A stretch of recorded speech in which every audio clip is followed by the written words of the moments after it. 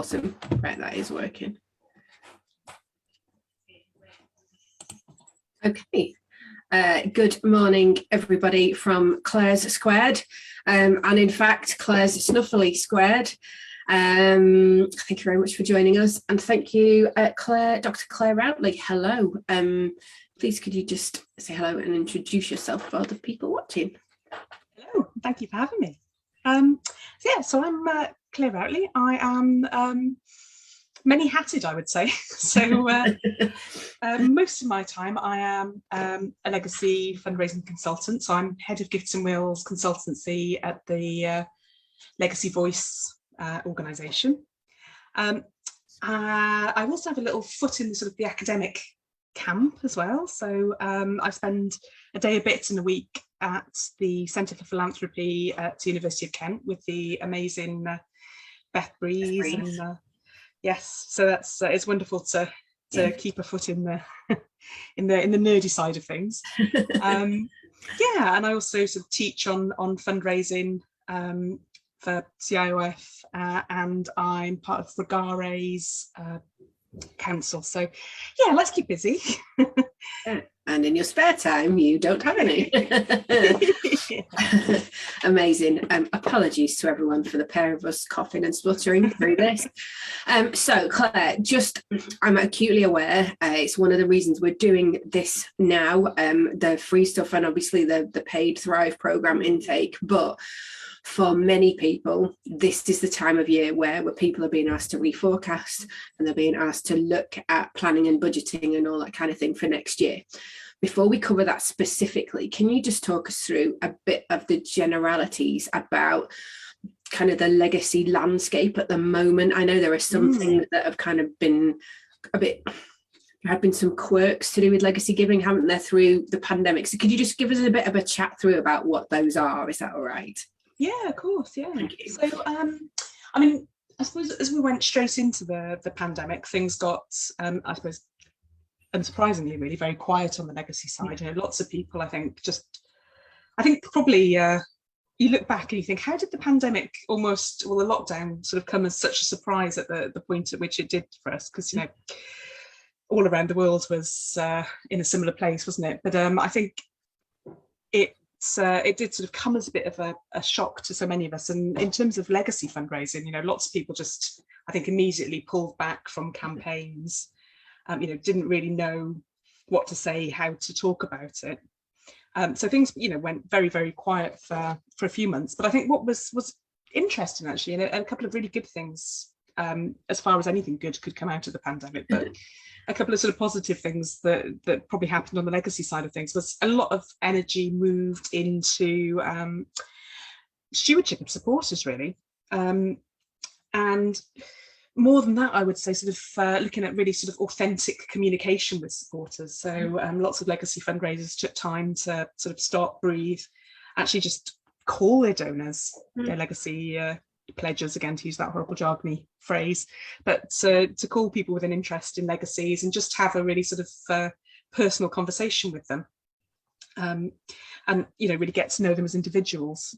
And I know people said, I can't remember who I'm quoting, I've got a horrible habit of stealing things people have told me and never remember who to credit, but, you know, somebody was talking about, well, actually it was actually a sort of, you could have a really, for want of a better term, sort of easy, authentic conversation with people because we were all in the same boat, really. You know, we were all suddenly stuck inside, we were all watching the same news, you know, we were suddenly in a place where we could all sort of empathise with each other. Yeah. And people had some really great conversations at that point, which I think is really positive. And then I think a lot of people sort of took the opportunity whilst maybe things were quiet on the sort of supporter-facing promotional marketing side of things to sort of step back and look at their sort of overall strategies again and their overall messaging again. You know, and sometimes it's, I'm sure everyone on the call will know, you know, it's really hard sometimes, isn't it, to find that sort of space and time to really think about what we're doing and why we're doing it, and to sort of step back from the actual doing of it. So I think again that was positive, I think, in some ways for people to be able to do that. But then more generally, I think it's just been busy, I suppose, is my kind of keyword that I wrote down on my bit of paper, things to say. In that, I expected, again, when we went into lockdown, I was like, well, I'm going to be quiet for the next few months, and I'm going to, again, take some time and step back, and maybe I'm going to write a book and all these sort of things. And suddenly, although the first sort of couple of months of lockdown were quite quiet, I think generally people's interest in legacy fundraising has really, really grown over the last year. I mean, I think it was picking up anyway in a sort of post-GDPR, how do we sort of make the most of the relationships we have? And then I think people have seen during lockdown just how important it is as an income stream. Definitely. And really sort of so many people, particularly we've seen a lot of maybe sort of medium-sized organisations starting to who maybe have dipped a toe in the legacy water, or maybe they've got a legacy leaflet, there's something on the website, but trying to think how they can be a little bit more sort of proactive about their legacy fundraising. So lots and lots of people, I think, who might have not done very much proactively in this space are really sort of looking at what they could do in terms of legacy.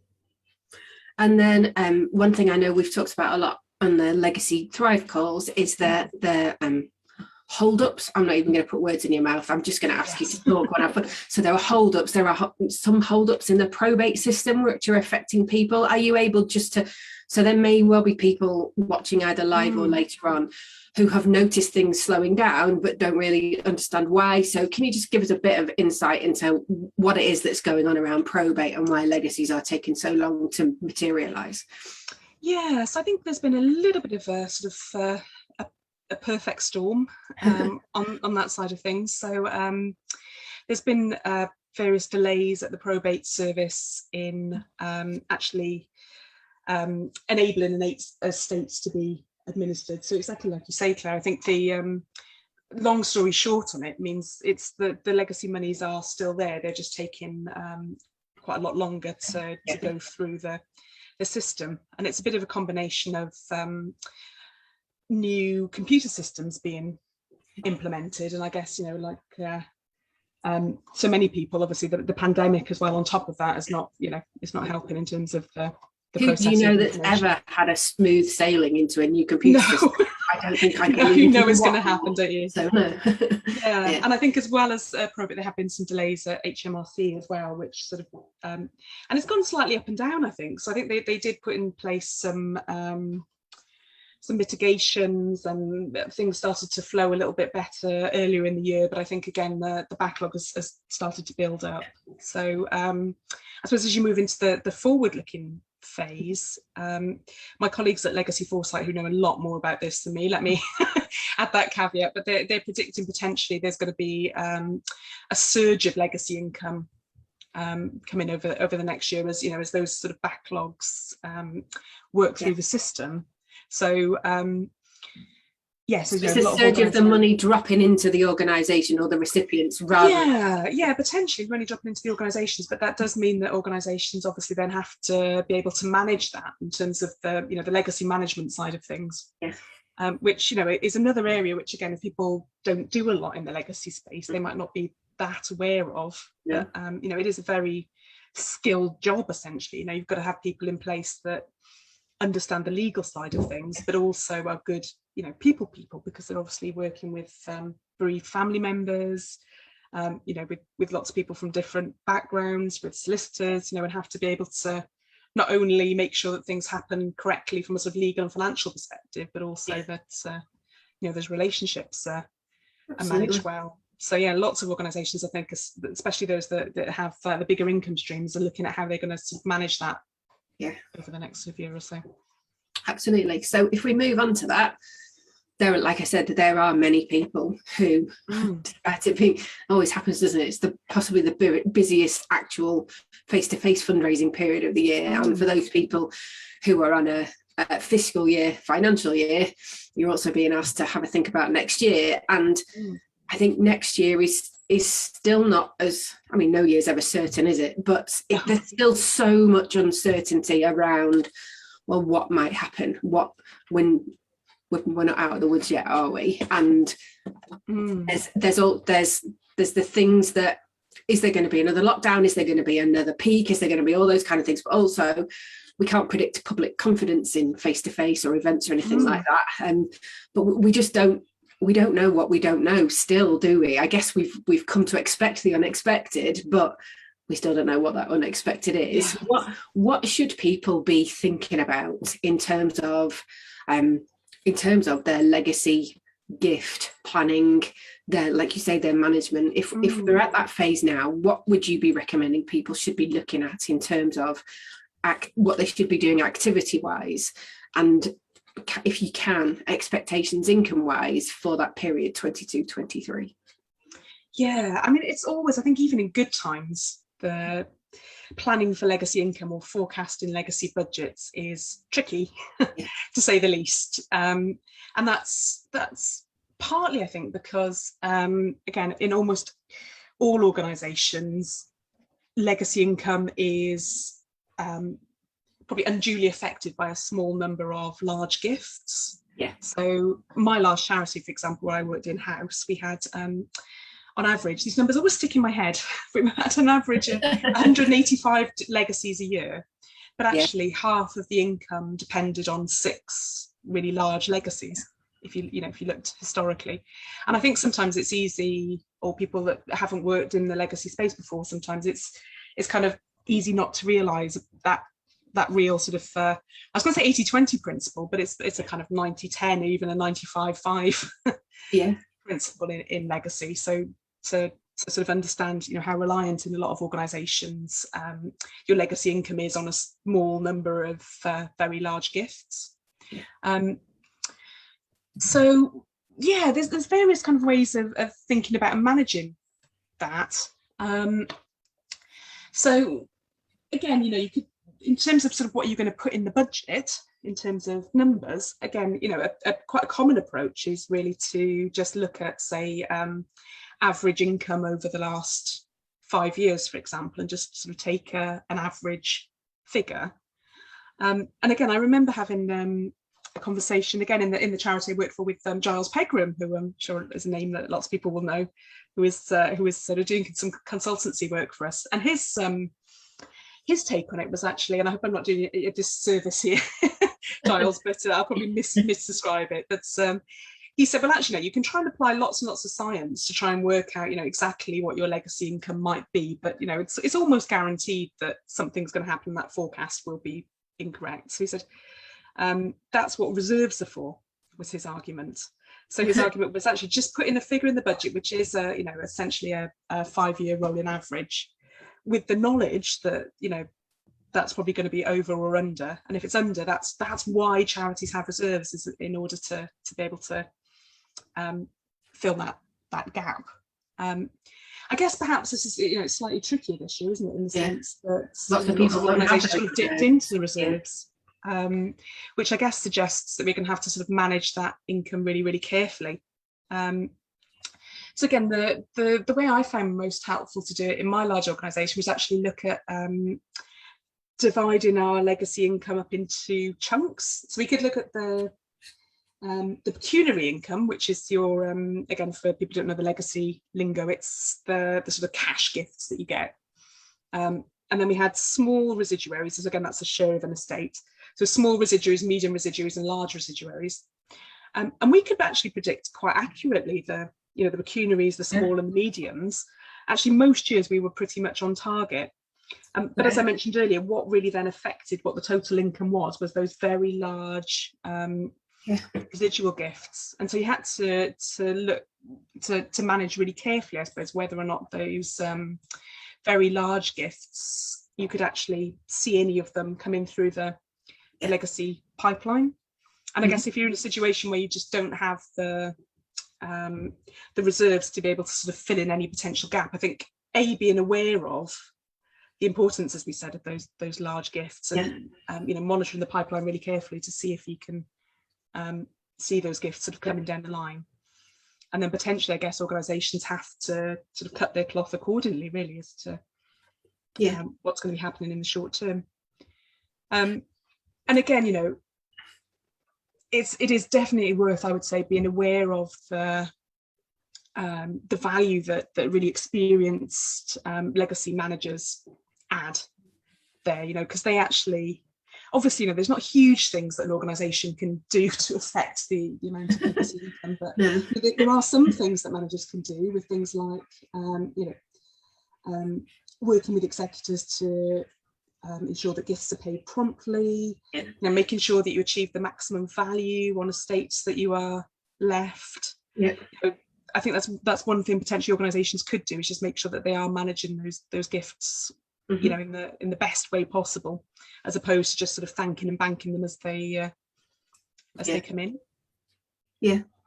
And in terms of, if you turn that round the other way, so what activity should people be doing rather than the income they're going to budget for? If there are, as I suspect there are, a number of organisations where they have the leaflet and they have the thing on the website, and they have the thing where there is a steady trickle, but actually there is that reluctance too. How do we move from a paper-based, come and ask us about what our legacy program is, to a more proactive approach? Somebody's doing that for the first time. How do you recommend they make that switch from reactive to proactive? Well, I suppose the classic approach to your legacy marketing is the sort of, people probably have heard this term before, but the drip approach, and the idea that you want to get your legacy messages out little and often.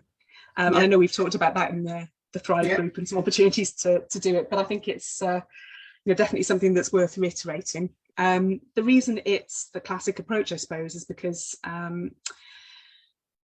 people make and update wills because of other stuff that's happening in their life, stuff that doesn't appear on charity databases generally. And if you're getting the message out little and often, you're more likely to get it in front of them at a point that's relevant for them. It can also really help to normalise the idea of legacy giving. It's not a weird thing over here that's just for, celebrities and people that want to spite their family. It's a kind of normal way of supporting our organisation. And I guess, again, it can also overcome one of the barriers to legacy, which is the idea that sometimes when we see something that's very obviously death related, we just sort of, our sort of natural reaction or our psychological protection is just to kind of push that thing away and think that it's not relevant. Whereas, again, if you're just, let's say, talking about, a brilliant new service that your organisation has developed, and you add in there that it was funded by a legacy gift, you're just, very, very gently introducing the idea of legacy in a sort of slightly kind of under the radar way. Really, someone's really interested in that project, rather than it feeling like, here's something very sort of targeted at me, and a bit scary. So there's lots of good reasons for that, but I suppose another reason for sort of reiterating now is, like I said, if it's planning time, I think that's a really great opportunity to be able to get teams together and think about, rather than, again, the legacy person having to sort of always come to teams and say, oh, I see there's a newsletter going out next month, can we slip something in? Wouldn't it be great as part of the planning process if teams thought about actually where can they integrate legacy in a really sort of positive way? So I think that's always going to be the number one thing on the list. You also mentioned a lot of paper-based work, and again, up until very recently, I think that was the sort of preconception of a lot of us working in legacy marketing was, our audience are predominantly offline. And I do think offline's still got a big role to play. It's quite easy to sort of lose things electronically, isn't it? If someone sends you an email about something interesting, but if you don't look at it that day, then it sort of slips down the email list. But actually, I think what we've realised, and again, it was sort of pre-pandemic we realised, but it's something that's really been enhanced or come to the fore during the pandemic, is that a lot of our audience are online. With my favourite stat being actually that boomers are online more every week than people aged 16 to 35, which is that was the one that really sort of hit it home to me, that actually we're just we're working to outdated stereotypes if we assume our audience are not online. But again, some of the anecdotal evidence and some of the statistics that have started to come out since the pandemic is saying that again, an even higher proportion of the older age group are now online and using it as their sort of go-to for lots of things that they may not have pre-pandemic. So definitely, I think starting to experiment with digital channels as well as the sort of traditional offline channels is something that I would encourage people to do. Brilliant, amazing, nice one. Right, so on this side, I've been taking notes of what you've said so I can add them to the group. And on this side, I'm seeing whether there aren't any questions in the group. Let's just quickly then move to Thrive, and just tell people watching what do you think about it? Tell us about Thrive and how you've found it so far as our legacy giving expert.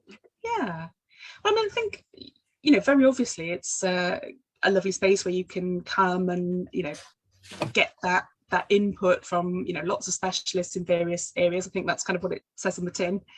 But I think having been involved over the last few months, I mean, it's just such a lovely space, isn't it? Just such a sort of supportive space. And you can just see, I mean, I think it's probably the one sort of Zoom meeting I've been to that kind of feels like the old days almost, and feels like we're all just together in a room, and people just have that sort of lovely, friendly, jokey relationship with each other. That it's just so nice to see. And I think often, when I went to conferences and things in the before times, it was often the chat between sessions that was so incredibly helpful. Even sometimes if you couldn't sort of solve your problem, to know that other people were having the same problem, and it wasn't just you losing the plot a little bit. This is a common issue across organizations. I mean, that's just so reassuring. I think, and it's that kind of a space, isn't it? It feels like that's not a weird thing to say. Thrive feels like it's kind of the chat between conference sessions. Well, and it's bizarre. So obviously you've been in twice. You're in once a quarter. I'm in nearly every week, and there's just become this little pattern of we have a quick decompress at the beginning of the meeting, which doesn't get recorded. So the things that everybody just needs to go about, this is bad. And it's a group of people who are all nodding, going either I had that this week, or I had that before. And then we start with the topic of the day, whether it's legacies or like this afternoon we're chatting with Dana on trusts, and we move that bit on a little bit further as well, and then the group support each other and talk about what they've done. I'm well aware it was my idea. I think I've said before, I was worried it might be a face only a mother could love, but I don't think it's ended up that way. But yeah, I think watching the progression through, so moving from the things that you talked about in your first session, well, the group have now implemented those, so then we moved on to session 2, and then that gets it, and it really genuinely feels like there's some movement. And if you wanted to, that's happening across 9 different income streams. It's just phenomenal the way that it's working. It's brilliant, amazing. It's really filling that gap that we've all missed so much, I think, over the last couple of years. Definitely amazing. So thank you, Claire, thank you so much. For people watching, this will be available to watch again. I think it happens about 10 minutes or something after the recording in the group. I've taken some notes to type up. Anybody who wants to, we have a live masterclass tomorrow, which is everybody on the Zoom call, questions and answers with 2 of the other Thrive experts, Wayne Murray, who is doing strategy and innovation, and Zoe Amar, who's talking about digital. And they're talking about how you can use those 3 areas, strategy, digital, and innovation, to help underpin some of the things that we might be a bit uncertain about, or to help add some certainty to them in terms of planning again for next year. So that's tomorrow afternoon, the 5th of October, 2:30 p.m. UK time. If you want to sign up for that, there will be a link in the chat box below this video about how to sign up for that. And we've got Dana Segal on live this afternoon, same kind of chat, talking to us about the same thing, but with Trusts and Foundations. So what didn't happen to Trusts and Foundations over the last 18 months? What should we be thinking about, talking about, planning about? What should we be looking at in terms of budgets and where we might resource things, and what should we do for next year? So that's this afternoon that's 3 o'clock, this afternoon. And the live masterclass is tomorrow. All the details will be in the group, but thank you again, Claire. Thank you very much for thank you for having me. bringing the sniffles to Sniffle Claire Squared. We'll catch everybody either later on or tomorrow. Thank you very much, Claire. Take care. See you. Thank you. Bye.